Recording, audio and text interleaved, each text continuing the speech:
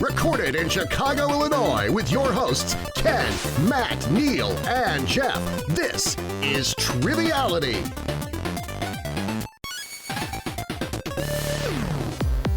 Hello and welcome to Triviality, the game where a lack of seriousness meets a little bit of knowledge. That was a weird emphasis. It was an emphasis. I tried to change it up a little bit. I'm here with Kenneth, Jeffrey, and Matthew. Hello. This is a very formal episode of Triviality. Yes, hello. Especially when, we immediately followed that on the heels of lack of seriousness. But That's right. So we're all here in the huge amount studio. of pretension. We're all here. Wink, wink. We're all here in the studio. How's everyone doing? Good. Yeah. Smells in the studio. It smells Well, okay. It's not too bad. Okay. If anybody needs to know, Neal's apartment always smells wonderfully of candles and coffee. Oh, thank you. Well, half of that is Colleen. The coffee is definitely my fault. But I the miss the candles jar are of free Colleen. candy the most, actually. Neal's apartment smells like an upscale cafe. Oh, thank you. And then if you take too long with where you're sitting and you're drinking your drink, I scold you in French. Mm-hmm. So that's exactly what it is. And then one time he scalded me in English. He scalded you? I just poured hot coffee on you, Get up, you bum. and I told you, But hey, in put English. the balm cream on. But yeah, it's a great day today. It's raining here. Not that it matters to anyone listening, but it's pouring outside. So Not we're trying even to slightly. stay dry. But we're having a good time in the studio, and we know we're going to have an even better time because we have two wonderful guests joining us today. I want to get into the story of how we met myself, but I think it'd be much better coming from them. I think it's a fun, cool story. But we'd love to introduce them, coming to us from the south of Boston, Oakland 5 Patreon supporters, which we appreciate. Sarah and Laura Williams, how are you today? Hi guys. We're great. Happy to be here. Glad to have you. So give us a little background about yourselves, what you're up to, and then maybe that fun little story about when you first reached out.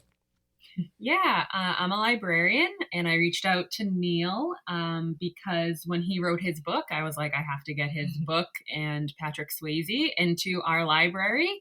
So I ordered the book, and once it arrived, I took a picture of it. I put it on our new biography shelf and sent it off to Neal with a nice little message, and he was very kind and wrote a very kind message back, and we've been communicating, and he asked if we wanted to be on the show. And so I kind of wrangled my wife, Sarah, into coming to host with me. Awesome. And Sarah, what about you? Yeah, I'm a trained special ed teacher and reading specialist. I left the public school system to open my own tutoring business. I specialize in kids with reading disabilities, and I'm super happy with where things are right now. Congrats. That's It's great. awesome. And what's the name of your company? It's called Fortitude Learning Center.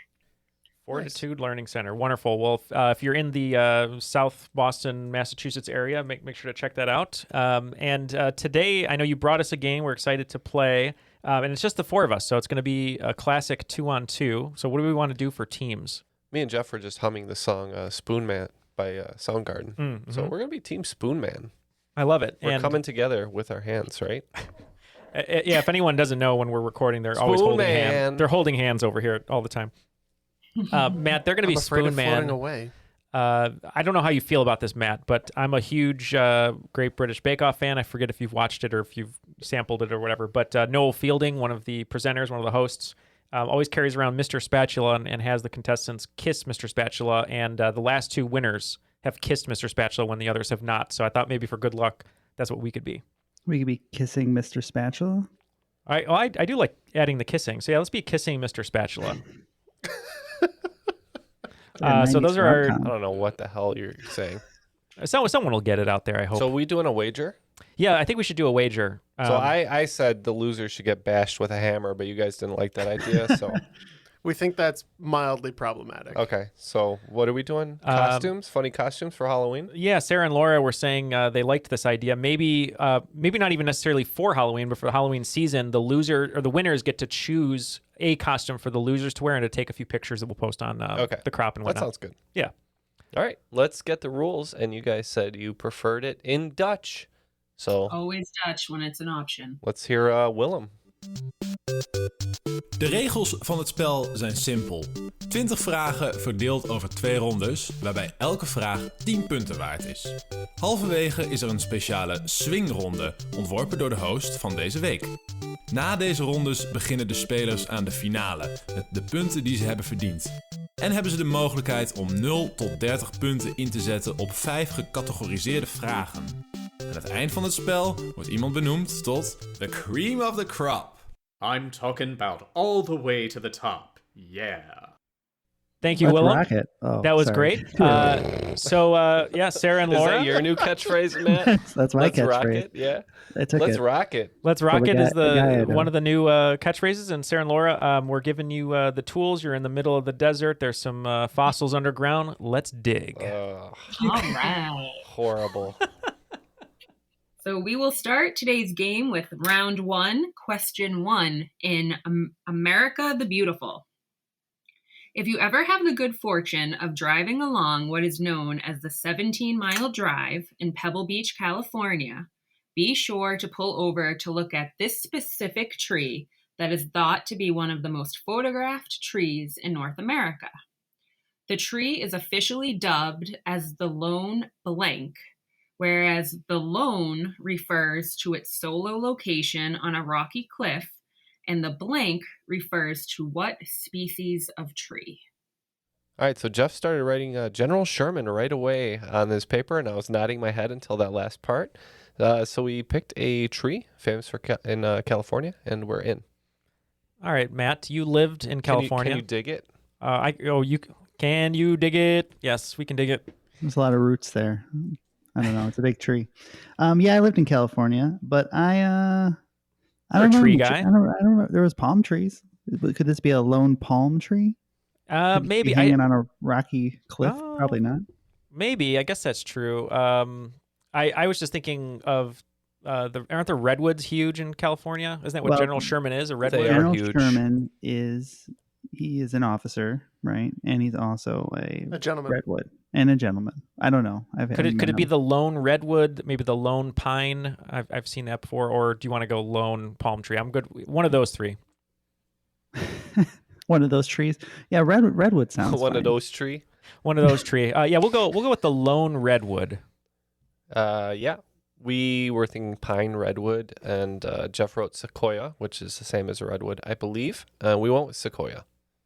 Great guesses. The answer is actually the lone cypress. And more specifically, it's a Monterey cypress because of the Monterey Peninsula.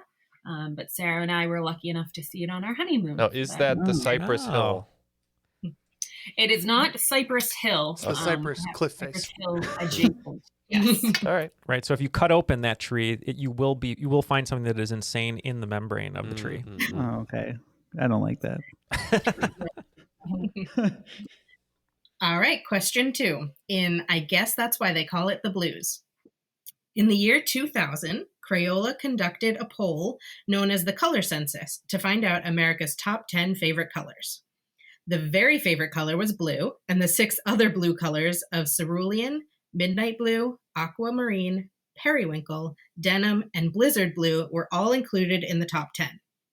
The other colors rounding out the list included purple heart, Caribbean green, and this color, which the Cambridge Dictionary defines as a dark reddish pink color. Hint: in the crayon box, it always looks like it will be red, but when you go to draw with it, it's more of a deep and vibrant magenta. All right. We were like writing Tickle Me Pink. And again, we stopped and changed gears, and we locked in with Alkaline Trio's favorite crayon, Crimson. When was the last time you cracked open a crayon box, Matt? Very recently, there are children in the household, so I am now familiar with crayons. But not this So one. what do you think? Not this one? This crayon was missing. All 63 were in there. This one was missing. So here's a little factoid. I can never remember what color exactly magenta is. So It's like a pink, like a dark pink. dark pink. Okay. Yeah. So this isn't like a burnt orange or anything like that. I don't believe that the red and pink crayon is orange. But it could be. I don't know. It's burnt. Maybe is it possibly fuchsia or Ooh, fuchsia. I like that. I don't know what I like color that is, too. but I like the That sound of sounds it. Nice. It's also a town in Pokemon. So I think that fuchsia is what we're going to go with. All right, no points here. The correct color is cerise, which I had never heard of, but Laura said it always fooled her as a child. She'd pull it out, and it was never the color For that good she wanted. reason, it sounds like. Yeah. That was a stumper. My Santa have a bright pink outfit instead of something red. All right, moving on to question 3. In What a Wonderful World, I wanted to do a shout out to the Australian listeners that I know you have. The largest coral reef system in the world, known as the Great Barrier Reef, is geographically located off the eastern shore of this Australian state, whose mainland is home to its capital, Brisbane, as well as the beautiful sunny beaches of the Gold and Sunshine Coast. And we're asking to name that state. Ken and I will go ahead and lock in. Neil, where's Brisbane? Brisbane, if I'm correct, is the capital of Queensland. Wow. So I think that should be our answer. I'm almost positive. If I get it wrong, the Australian listeners can chew me out. It's nice that we each have one of the Australia fans on our teams, Matt, and Jeff wrote down Queensland. And that is the correct answer, Queensland. Shout out to Australia. Yay. All right, question 4 in Baby on Board.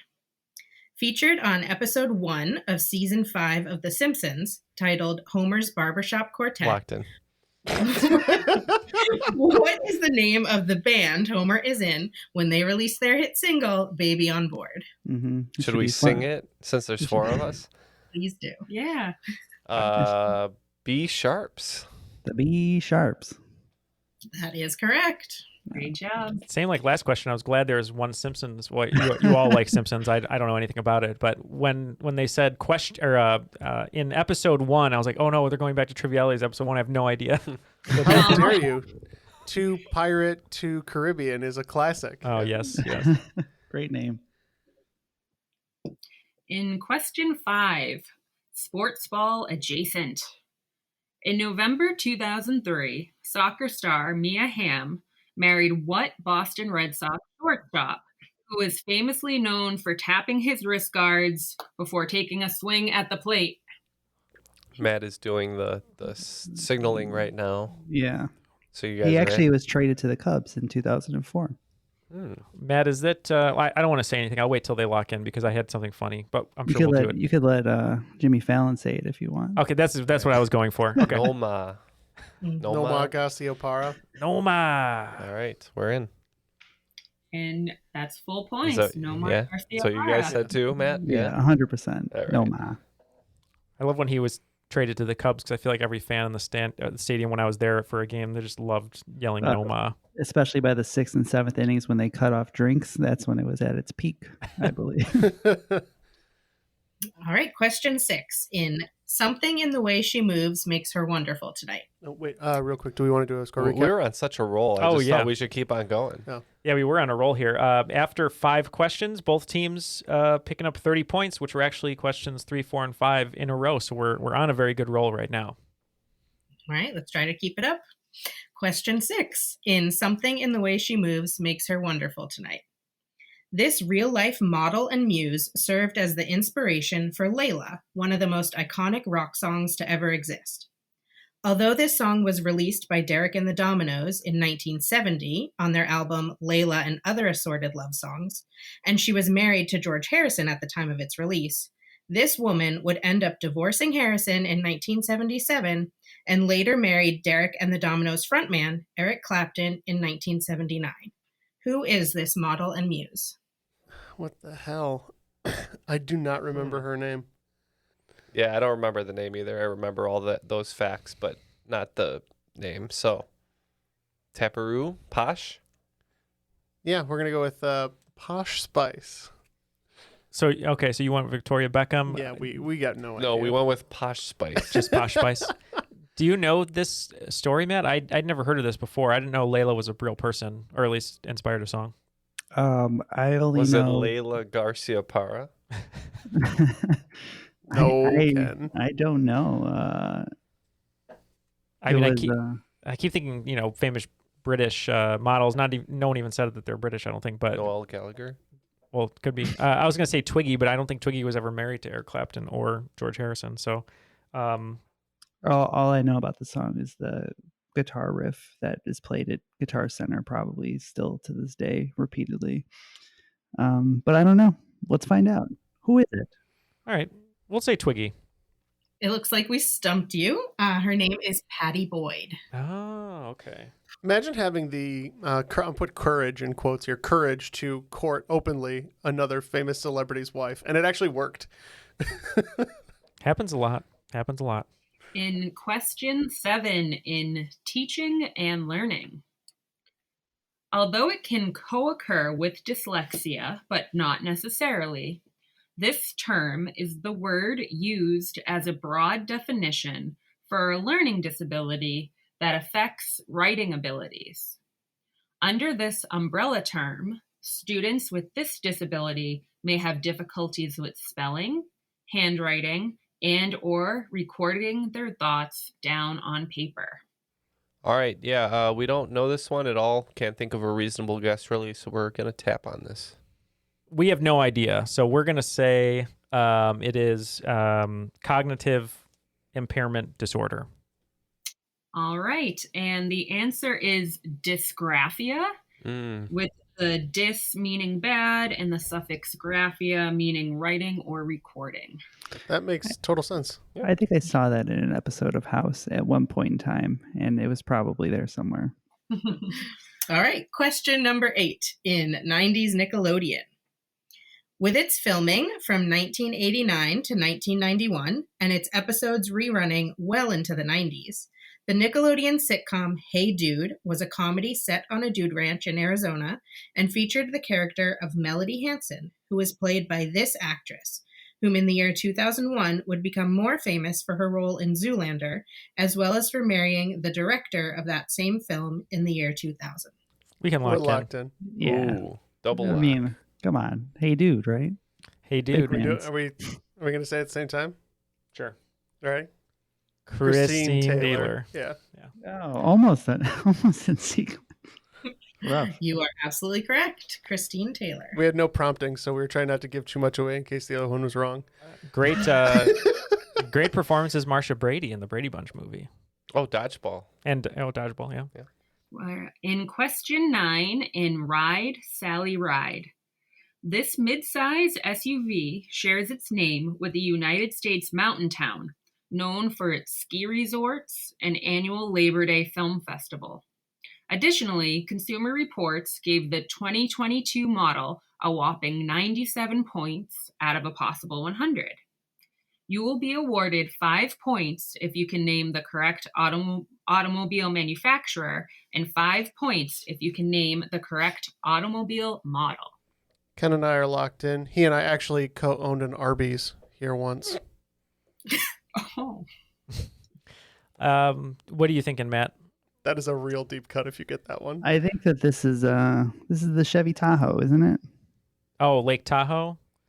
Is that in? I guess so. Okay, so Lake Tahoe, Chevy Tahoe. Sure. I think so. I can't think of another SUV or midsize. I have a bunch from I don't think there's one called the Aspen. There is. Chrysler made an Aspen SUV. Did they? I guess Tahoe's okay. I was thinking of something else, but What were you thinking? Why don't you say it out loud? I can picture all the SUVs. I just can't think of all the names Well, that's right not now. helpful. Like the Avalanche, the Chevy Avalanche, but that doesn't exist anymore. The RAV4. Have you been to Lake RAV4? No, I like It's Lake. lovely this time of year. I like Lake Tahoe. So let's just go to Chevy Tahoe. Yeah, they do a lot of this. Chevy has like a package that's called High Mountain. For whatever reason, they like appealing to this type of thing. I believe the question, though, is referring to Kia's newest large SUV offering, the Telluride. Yep, Film Festival. And that is correct. Kia Telluride. I totally missed the film festival angle there, Matt, because definitely Telluride Film Festival. That was my You bad. missed the film festival angle? You said Yeah. nothing. It's like the second ritziest community after Jackson Hole, and I'm like, okay, Kia, pump your brakes. I discount any film festivals I cannot get into, so I probably forgot it. So All right, question number 10 in the category, It Takes Three to Tango. The song All for Love, off of the 1993 soundtrack for the film The Three Musketeers, was sung by three male pop megastars, all of whom are from outside of the United States. For 5 points each, a total possible 15 points, name each artist. We can lock in over here because I Really? danced to this song when I was a young child, and it was very formative for me. So we can lock in. I don't know at all. I've not seen the movie. I don't know the song. Phil Collins, not American. Not American. All right, so Phil Collins and his love. buddy Peter Gabriel. Sure, we'll do Peter Gabriel, even though I don't think they get along. But That's all right. They came together for love. And then let's throw in a Mick Jagger on the hard chorus. What a motley crew. I guess. Wait, who did you say it was? You Mick said Jagger? Phil Collins, Peter Gabriel, and Mick Jagger. Okay. Not really close, but so we went with three individuals. One of them has been famous for a very, very long time, named Sting, and then and then I love that joke is coming back. I never left.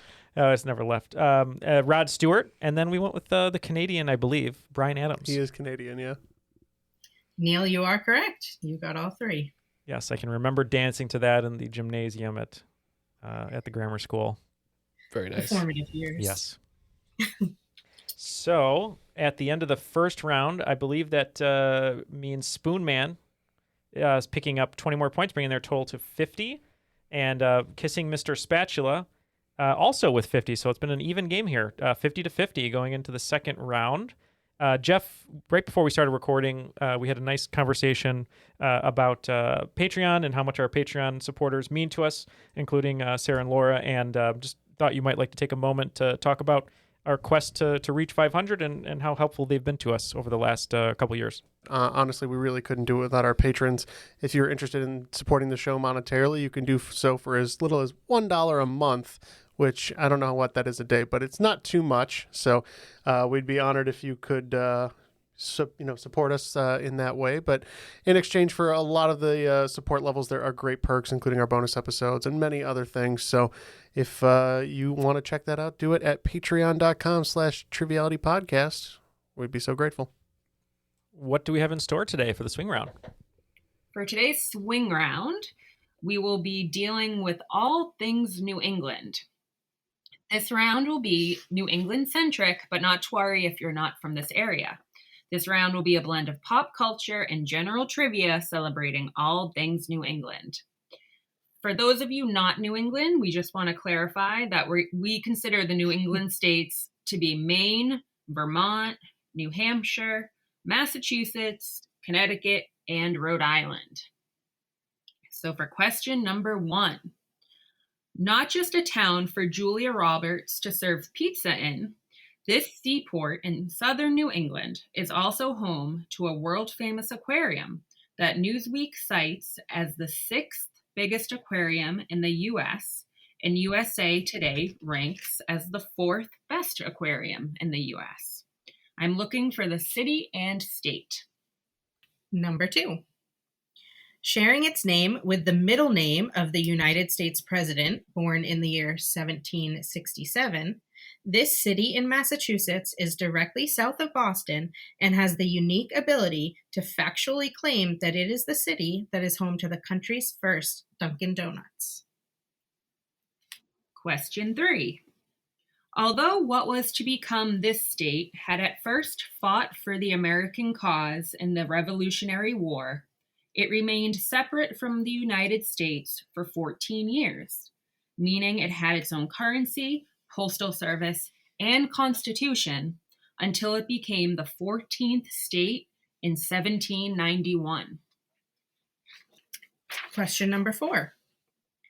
Designated a National Historic Landmark in the year 1994, this named mansion was built by Cornelius Vanderbilt II between the years of 1893 and 1895. Today, visitors can visit this mansion in historic Newport, Rhode Island. Although Keanu Reeves, Patrick Swayze, and Lori Petty will not be there, even though its name sort of suggests otherwise. In question 5, even though he is on vacation, the character of Dr. Leo Marvin cannot seem to truly get away. After he writes a prescription for his psychiatry patient to take a vacation from his problems, this same patient and his goldfish Gil follow Dr. Marvin to New Hampshire's Lake Winnipesaukee. In what movie? Number 6. Are you ready to scale that Maine mountain? If extreme rock climbing isn't your thing, you can always hop in your Escalade and drive to the top of this mountain. Found in Acadia National Park, since this mountain boasts the highest point on the eastern seaboard, you are sure to have great views once you reach the top. Question 7. Although he did not grow up on Mulberry Street, this writer did grow up in Springfield, Massachusetts, where today you can visit his amazing museum that features exhibits called Young Ted in Springfield and Readingville. Number 8. Oscar winner Rami Malek is the voice star of the fictional scripted podcast called Blackout. Although a fictional podcast, season 1 takes place in a real New Hampshire town that most likely speaks English, not German, like the town's name might suggest. Name that New Hampshire town. Question 9. Whether or not you will find parsley, sage, rosemary, or thyme at a fair in this coastal city in Maine is beyond me. Maybe you should head south of Portland and ask Simon and Garfunkel. And number 10. Featured in the historical children's novel Beyond the Bright Sea by Lauren Wolk, Penikese Island off the coast of Massachusetts was once the real-life home of a leper colony. Leprosy is a very rare infectious disease that has been deeply stigmatized in many cultures. This disease goes by another name, honoring the Norwegian scientist that discovered the microbacterium leprae under the microscope in 1873. What is the other name for leprosy, which is named for this pioneering scientist? All right, we have the questions. We'll be right back with the answers. Okay, all of these swing round answers are now locked in. Let's throw it back to Laura and Sarah for the questions. So for number 1, we're looking for the seaport town known for its aquarium and Julia Roberts pizza. I'm guessing this is a Mystic Pizza reference, and we don't know what town, so we just said Mystic. Yeah, a very young Matt Damon called us and said it's Mystic, Connecticut. That's what we locked in with. You're right, Mystic, Connecticut. All right, number 2, you were looking for a city south of Boston where the first Dunkin' Donuts was, and it shared its name with the middle name of a U.S. president. We went ahead and guessed Quincy. We know John Quincy Adams was born in Massachusetts, so that's what we said. We didn't even know that. We just thought that Quincy was a middle name that sounded like a town, so we said Quincy. You're both correct. Quincy, Massachusetts. For question 3, the main clue here was it's the 14th state, and we're looking for that New England state. I can't do the impression, but maybe Neal can. We said Vermont. Oh, I should have known. Yeah, well, we just thought what state seems like it would have had its own currency and not cared about anyone else. And not to say that anyone from here is bad or anything, but we said Maine, but apparently it was Vermont. The main clue was what we were hoping it was, but it wasn't. What was the answer on that one? Vermont. You have it right. We're happy you have it right. It's Vermont. All right, question 4. You were looking for the name of the mansion built by Cornelius Vanderbilt in Newport, Rhode Island. We heard a clue in there about Point Break, and we couldn't suss it any further, so hopefully it's just called Point Break. We got the same clue, and yeah, we didn't know what it was called, so we also just said Point Break or Point Break Mansion. You're very close. Good job with the clue, but it is called The Breakers. Oh, okay. Oh, there's a famous hotel in Florida called The Breakers in West Palm Beach, and I think very famous. I think hotel. Vanderbilt had his hand in that too. We all so know about it. Everyone's nodding their head right now. The Breakers. The Breakers. Palm Beach. Our next Triviality, our 300th episode will be recorded live at The Breakers. Yes. What money? I'll reach out. I'll send an email. They won't care. Yeah, they'll invite us in. Number 5, you're looking for a movie title that features Dr. Marvin up on Lake Winnipesaukee. I wasn't getting all this, but I pieced some of it together, and I think it might be Analyze This, but I'm not sure. Matt? Yeah, we took baby steps to the answer, and we know what this is. What About Bob? Forgotten classic. Yep, What About Bob is the answer. Classic death therapy featured in that film. It's hilarious for anybody who wants to see it. All right, number 6, you were looking for the name of a mountain in Maine that is the highest point on the eastern seaboard. We went with Cadillac. Yeah, I just knew that there was a mountain called Cadillac. I don't know if it was the tallest one, but that's what we went with. You're both correct. Cadillac Mountain, with the hint about the Escalade driving up to the top in the question. For number 7, we asked you to name an author who now has an amazing museum in Springfield, Massachusetts, which is where he grew up. We went with Dr. Seuss. This is the one that we missed here, Matt. Yeah, we didn't even talk about this one. We did not, but Maine was one of the possible clues for the questions, and we said, who's from Bangor, Maine that we know? And we said Stephen Julie King. the Cat Gaffney. Oh. Well, half of the teams will receive points. It's Dr. Seuss or Theodore Geisel, which was his name when he lived in Springfield. All right, for question number 8, we're looking for the name of a town in New Hampshire that is the location for a podcast called The Blackout. Well, we just don't know, so we said Deutschburg. It's the Deutschburg. The Deutschburg. Matt? We didn't know. We went with the very German sounding Z Murder Town. No points here. The town is Berlin. Oh, okay. That makes more sense. It's way It's easier way than less we thought. stupid than we said. For question 9, we asked you to name a coastal city in Maine. And if you didn't know the answer, you were supposed to ask Simon and Garfunkel. Are you going, Ken? Scarborough. Yeah, Scarborough Fair. So we said Scarborough. That's right. Scarborough is the answer. Jeff, are you the Garfunkel to my Simon, or am I the Garfunkel? Oh, Ken, I think you know. I there- don't know. I'm asking you. I don't even know what that means. Laura, Sarah, is there like some sort of group that from our personalities, from listening to the show for a long time, that you would put us as? You know what I mean? Like you just said, who's the Garfunkel, who's the Art? Not necessarily the Beatles, because I feel like I would that's say an we easy- all know who the Who's Ringo all, is. who's the Oates?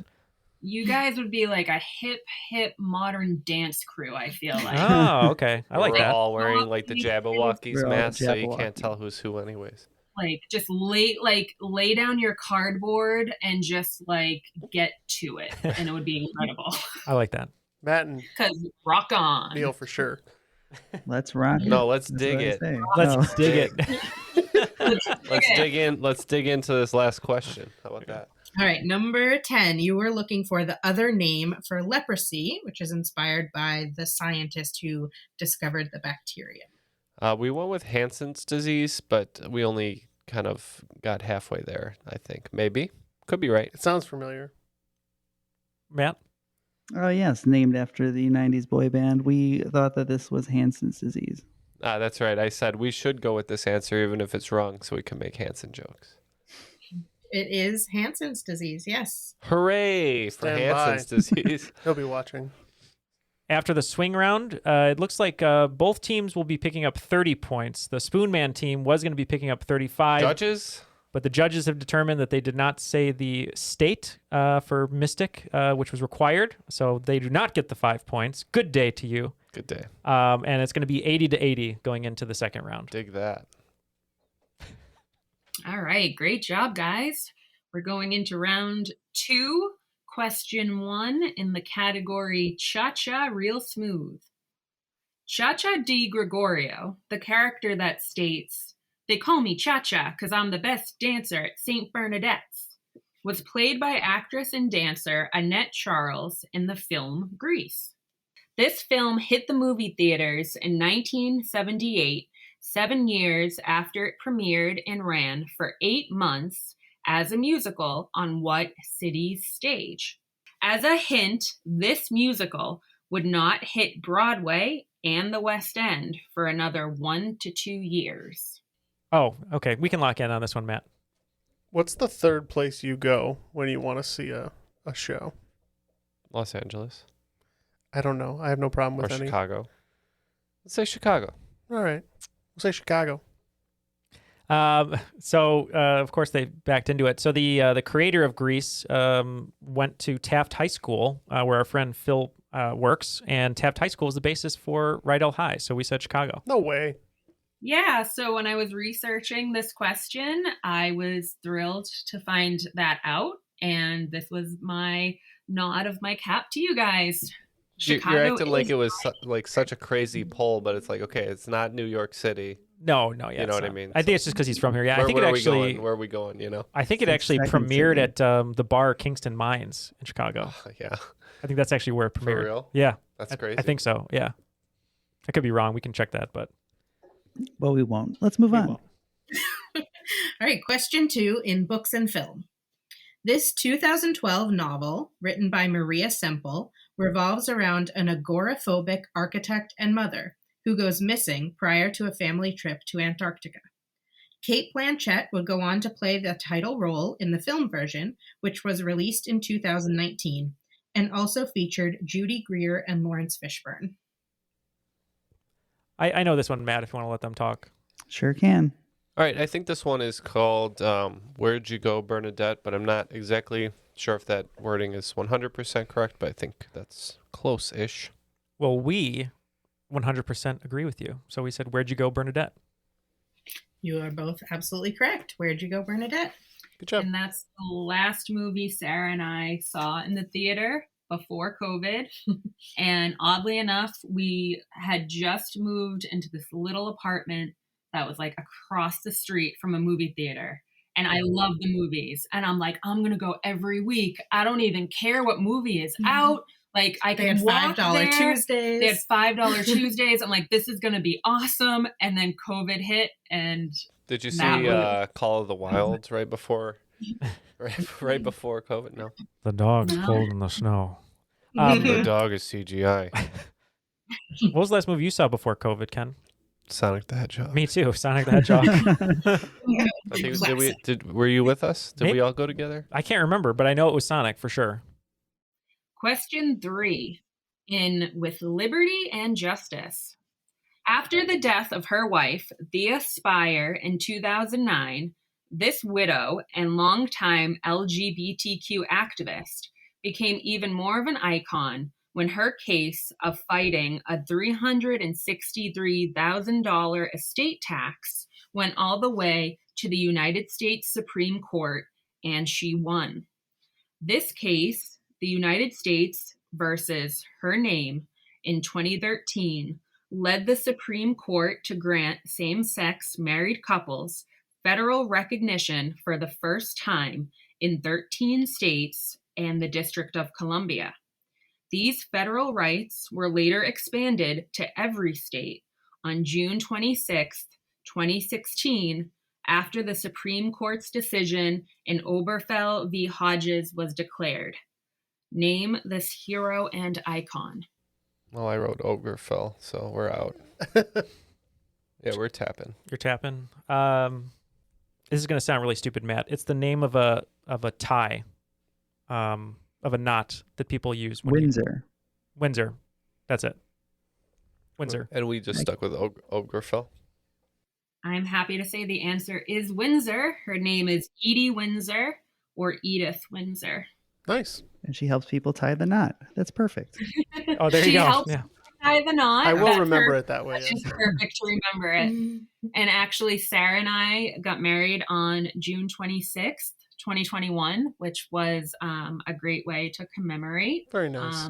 the day that all LGBT people had the opportunity to get married. Yay!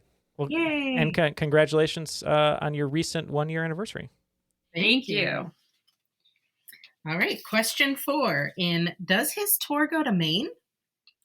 At the time of recording this podcast, Elton John is currently touring the world performing his farewell concert series. After starting the tour in 2018 and then facing a major delay because of COVID, his fans could have passed the time by reading his autobiography, which was released in 2019 and has this short and sweet title, perfect for an autobiography. I have a guess, Matt. I don't know it, though. I should know this, but I'll wait. I can wait for them to lock in if you want. All right, well, we're locked. You're locked. I'm just assuming maybe it's just like I'm Elton. No, I think it's the same title as a wonderful Taylor Swift track called Me. Oh, just Me. Yeah. Okay. Me. We can lock in with that. We too put Me. You guys are all correct. It is Me by Elton John. Oh, okay. That's pretty silly. You save money on the type font in the front of the book, I think. It's really big, though. Yeah. Helps them buy more pairs of glasses. More glasses and tracksuits. We were lucky enough to see him on his farewell tour, and he is still incredible. I've always wanted to see him live. I heard it's a great show. It was great, yeah. We're very lucky. We can go to his return tour after his farewell tour. Exactly. In question 5, in the category of health, with more than 600,000 survivors of endometrial cancer living in the United States today, endometrial cancer is a condition that mainly affects the inner lining of what organ? Matt, believe it's the uterus. I believe that. That's what we said as well. Your beliefs are correct. That is the uterus. Because I knew what endometriosis was. Mm-hmm. That helps. After the first 5 questions in the second round, Kissing Mr. Spatula picking up 50 more points, bringing their total to 130, and narrowly behind them with 120 points, picking up 40 in those first 5, Spoon Man. Falling behind, Ken? Just by 1. We'll get it back. All right, maybe right here. Question 6. In what's her name again? Known for her appearance in The Wizard of Oz, the character of the Wicked Witch of the West is one of the most iconic figures in all of literature and film. This character is also known in the book and stage play Wicked, where she goes by what first name? Reluctant. See, I thought this was going to be a question about the actress who then appeared on what became a banned episode of Sesame Street as her... Adele Dazeem? No. So we're locked in. You're locked in. I always get made fun of. I'm not made fun of, but just shocked, I suppose, that I've never seen Wicked. I've actually never heard the score either because I wanted to save myself for it, but it's already been, 20 years. Like almost 20 years, yeah. But Matt, I believe this is Alphaba. Is that right? That is correct, yeah. Okay. We too said Alphaba. Points all around. It is Elphaba. And in Laura's research, she discovered that name came from Frank L. Baum, the author of The Wizard of Oz. His initials, when you say them, it's LFB, and it sounds sort of like Elphaba. Oh, interesting. Huh. Look at these great facts you're pulling here on the side. Yeah, all this flavor text. Yeah, the librarian had to get all of the little nuggets of facts. Question 7, in Peace, Love, and Granola.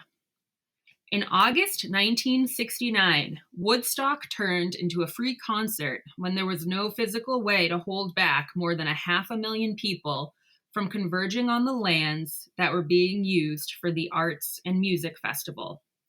What essentially could have turned into a humanitarian crisis was helped immensely by the fact that Wavy Gravy and his friends from this commune collective were on the scene, distributing healthy granola to the masses, as well as taking care of any attendant that was having a bad trip from the ungroovy brown acid. Name this helpful communal collective. You know this one, Jeff? Oh, I have no idea. You're a Wavy Gravy we're fan? just going to say Gravy's Babies. We've all been there. Jeff, I have a very personal question for you. Have you ever accepted granola from a commune? I have not. Okay. It's always been my hope. Matt, I have absolutely, I've never even heard of Wavy Gravy. I know who played at Woodstock, but I was not on a bad trip there, so I don't know. What do you think? You've been on bad trips before, but I mean, traveling. Yeah, Traveling. Milwaukee. Yeah. most of the Midwest. You can take the boy out of Illinois, but you can't take the Illinois out of the boy. Illinois boy. I have no idea here. Who had a commune? Charles Manson? Was he there? I mean, that would be a great story. That would be the crazy. He was Actually, handing out granola. it's entirely possible. It wasn't the commune. Who were the people with the tracksuits and the Nikes? Or they drank stuff though, right? That wasn't a commune though. They That drank was the just Kool-Aid. They drank the Kool-Aid, right? That's where that comes You from. know, we don't need to talk about Jim Jones. Jim Jones. Jones. Yeah. I have no idea, Matt. I don't know. Yeah, we don't know. Yeah. Charlie Manson and his sure. good time guys and gals. Wavy Gravy and the Charlie Manson Band. I don't know. When we said Gravy's babies. All right. No murderers that I know of. The answer of the communal collective is just called the Hog Farm. Oh, okay. The Hog Farm. Never heard of it. Yeah, Let's they look that also up. played offensive line for the Redskins in the 80s, I believe.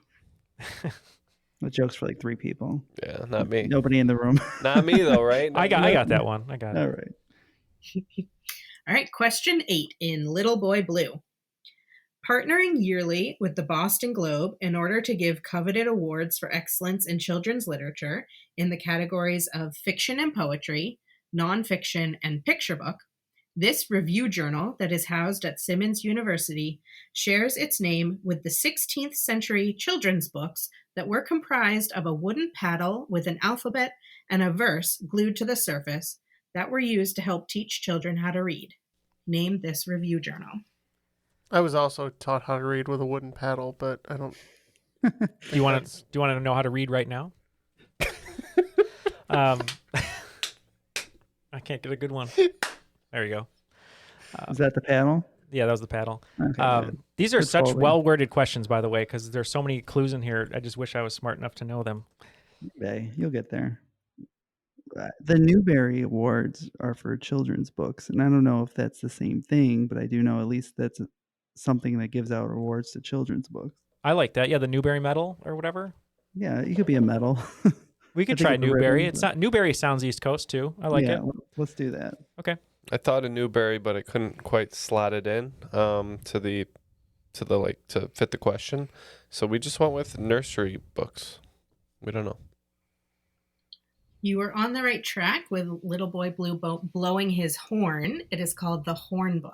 Oh, the Horn Book. Okay. All right. It has been in print for almost 100 years. I'll get around to reading it. Question 9. In Like a Bridge Over Troubled Water. Connecting the districts of San Polo and San Marco in beautiful Venice, Italy, this famous bridge is the oldest of the bridges that span the Grand Canal in Venice. Until the 1850s, this bridge also served as the only fixed structure crossing the Grand Canal. Pedestrian crossings at other locations had to be completed by riding on gondolas. I've got nothing. Let's just say Cappuccino Bridge. It's like the Dave Matthews incident in Chicago, but instead it's cappuccino poured on you. No. I didn't say anything. If people can Google if they want. I didn't say anything dirty. Don't Google it. Matt, anything on this? The biggest bridge? It's making me think of Vegas and the hotels there because they you go through that little town. So you want to say the Tropicana Bridge? What are you? No, what's the other one? I know this is wrong, but what's the Aria. No. The one where you actually there's gondolas everywhere. The MGM. Yeah. The Venetian. Caesars. Venetian. Thank you. It's the Venetian. That's what I was trying to think of. Yes. Okay. Is there a bridge in the Venetian? There's many bridges in There's a lot. Venice. Just what the question's about. No, in the casino. I don't know. Yes, there's bridges. There's lots of bridges. There's Jeff Bridges and other ones. Let's just. I have no idea, Matt. Phoebe Waller Bridge. We'll say it's the Antonioni Bridge. Okay. We don't have a good answer. Were you thinking of the Palazzo, maybe? Oh, that's what I was thinking of. The Palazzo. Anyways, we said the Cappuccino Bridge. Don't shake your head at me unless you want to pose an answer. I don't know a good one. All right, Cappuccino. All right. The answer is the Rialto Bridge. Oh, Rialto. It makes me think of all those theaters named the Rialto Square now. All right, last question in the round, number 10, in Name That Baby. According to the official website of the Social Security Administration, this first name has climbed in the ranks from the spot of 889th most popular girl's name in the year 2003 to the 11th most popular girl's name in the year 2021. If I had to guess, I would thank the Harry Potter series for shedding light on this now highly popular name. All right, we're going to lock in here. So how many kids named Bellatrix do you know, Matt? More than I know named Hermione. So I don't think that's right either. Yeah, Hermione. What's Ron's sister's name? It's completely escaping me right now. Ron's sister? Yeah, that Harry ends up with. That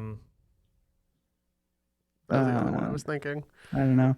I mean, it could be Emma if people are naming it. Emma Watson. Emma Watson. That's smart. Yeah, that could be. Or even Luna Lovegood. Luna's kind of an interesting name, but I don't know how many top 10 people are naming their kid Luna. I just think that if you're going to name your kid after Harry Potter characters, you're not going to pick like the 30th build. Yeah, right. Yeah. Voldemort. I mean, beautiful girl's name. Yeah. I mean, Voldemort, yeah, like you said, if it's going to be an actual character name, it's going to be Hermione, Ron's sister, who I cannot think of right now, maybe Cho, or I'm kind of leaning Emma. I like Emma. That makes sense to me because I don't think there's a lot of Hermiones. So the name you were thinking of is Ginny. Ginny, thank you. We're just going with Hermione. We don't want to overthink it. Yes, you did touch on it, but didn't land on it. It is Luna from Luna Lovegood. And there was a little clue about shedding light on the name. See, this is what happens on Triviality. I bring up a clue here. Matt just crushes me by saying no one cares about the 30th build character, but it was the right answer, Matt. Yeah, because she was the 27th build. Great character, though. All right, so it looks like Team Spoonman only picked up 10 points in that second half there, so their ending score here for regulation is going to be... How many did you pick up in the second half? 130. We picked up only one as well. Yeah, that's what I thought. He's making it seem like... Watch your mouth. Wow. So it looks like the final scores here in regulation are 130 for Spoonman, 140 for Kissing Mr. Spatula. Very high points already. So the final round is called Sounds Like a Letter. The category of each question is a single letter. And in this round, the questions will contain clues about a topic that sounds like the category letter. Okay, we'll have to hear it. Yeah. Okay. Your categories are L, G, B, T, and Q. So for an example, my tiny brain could not be computing this correctly, but if the first category was L, the answer could be Bell. No. No, we're talking about maybe like the Chicago L. I see. Okay. Exactly. Yeah, exactly. So it like sounds like the letter, but it's I get it. Like the third category is about beads. Bees or beads? All right. Yeah, Jeff has Not the idea. Bees. Looks like the wagers are now locked in.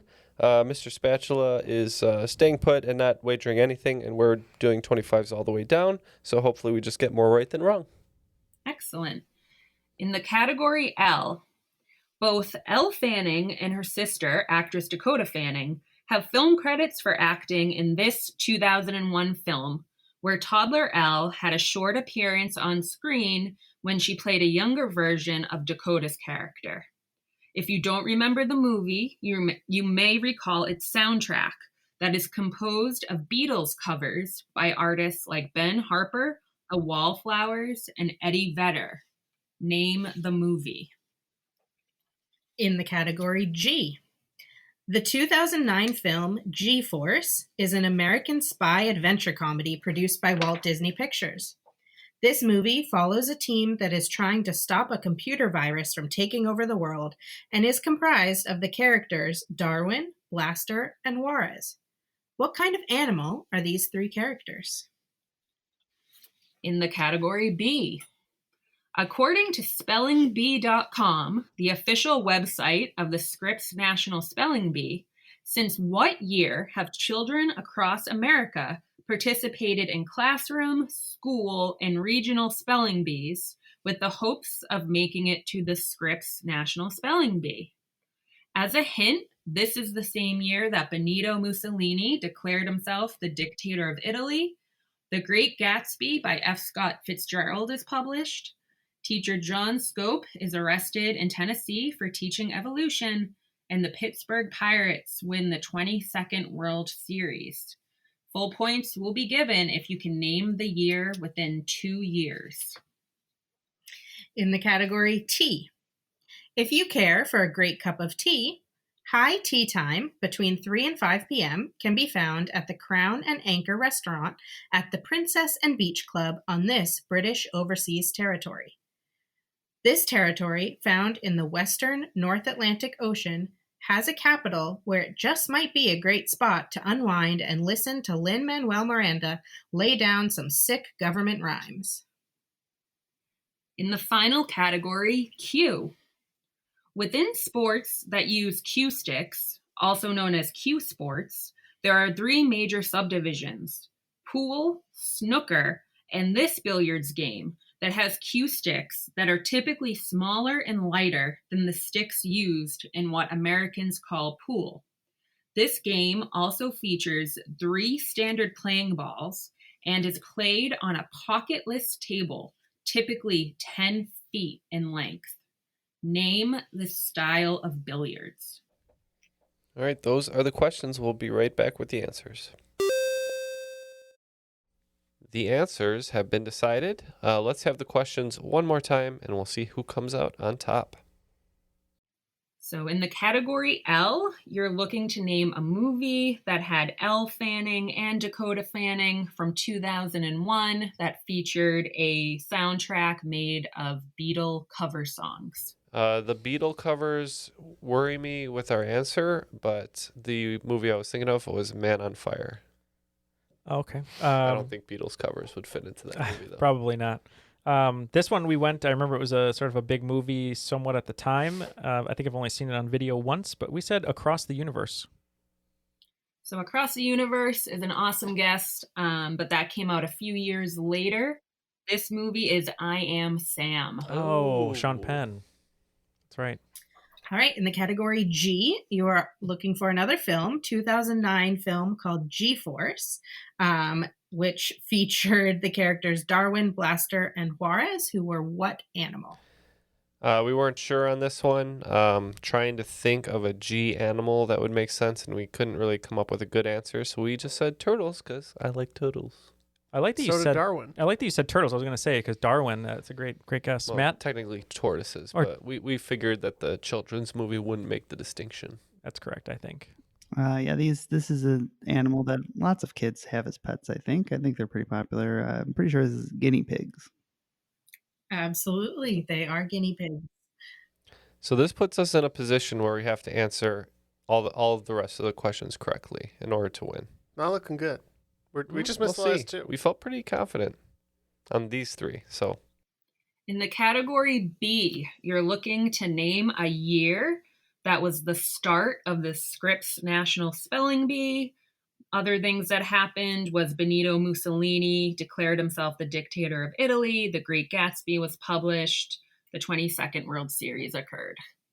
And if you get the year within 2 points, within 2 years, you get full points. Mm-hmm. So I kind of remember Scripps is coming up on about its 100th anniversary pretty soon here. And we said 1925. Yeah, we had talked about it over and over again. I felt pretty strongly that Gatsby was around 25. That was really my only way into this question. And we also said 25. For full points, you both are correct, right on the nose, 1925. All right, in the category T, we are looking for a British territory, and the capital might be a place you want to listen to Lin-Manuel Miranda's music. we said Bermuda. Matthew? Yes, not Bahamas, as the Beach Boys would suggest. Bermuda, I guess. Bermuda. Yes, Bermuda is correct. The capital is Hamilton. In the final category Q, you're looking to name a cue sport that is played on a pocketless table, typically 10 feet in length, that only has 3 playing balls. Name the style of billiards. All right, it all comes down to this on an answer that I've never heard of, but Jeff felt okay about. Yeah, I think my dad has a pair of these cues. We said carom. Yeah, Neil said that he remembered it being a C letter, and I said, I think I know that. We said carom. Full points to both teams. You got it right. Carom Billiards. Excellent job. Well, despite outperforming us in the final round, Mr. Spatula did not bet, so they end their game with 140. And we will be today's cream of the crop with 155, surpassing them in the final round. Good job, Jeff. Good job, We are Ken. the cream of the crop. I am the cream. And the Spoonman. That was a very close game going into the end there. Yes. Thank you for confirming. I'll tell you what, this correct. game was really great. I was really digging it. Thank you. We worked hard on it, and we are thrilled we got to play with you guys. It was such an awesome time. Thank you so much for playing with us. Yeah, great job, guys. We had a great time playing. Thanks again for writing these questions. Any last words that you'd like to say? I just want to say support your local library. It's basically a free bookstore. You can reserve everything online and just pick it up if you don't want to go in and browse. And chances are you'll meet some cool librarians when you go in. And I used to say they got movies too to get people through the door, but no, Netflix and stuff. So Yeah, but you can get video games. you get video games You now. can get video games at the library? Yeah. You get Yeah. CDs. You can get CDs? Anything your heart desires. Yeah, and then you could just put it into your personal computer and burn it to another CD or put it on your iPod. They Are have you- a That's the fully thing, right? stocked bar. Are you telling me you could walk into a library and use the wonderful spaces that are there to study or do homework or Or pirate for music. free? Yeah, for free. Definitely don't pirate Don't music. pirate the music. That was just a joke. Yeah, don't listen to Ken there. But no, yes, please support your libraries. And if you are in the East Coast area near Massachusetts, what's the name of the library where the Swayze book is at? West Bridgewater Public Library is where the Swayze book is. It's within the sales network. You can request it. You can request it even if you're outside of the network because libraries are amazing and magical. Wonderful. Well, thank you for doing that, and I hope people are checking out. If they are, I hope they enjoy it, and and it's colorful and they like it. Well, It definitely had checkouts. Oh, so- good. I enjoyed it. That makes me feel better. Well, great Yeah. game to you guys. You'll be dressing up for Halloween as whatever we decide. So Yes. get ready. And that'll be it for today's show.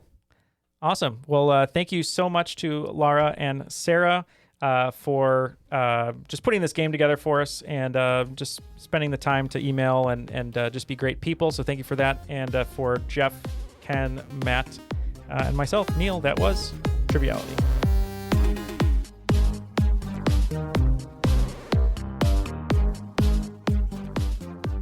I just had a flashback to another episode where I mentioned that I like the new Kia logo looking like the Nine Inch Nails because I remember seeing Closer, but about the Kia vehicle. So I apologize for my redundancy, people.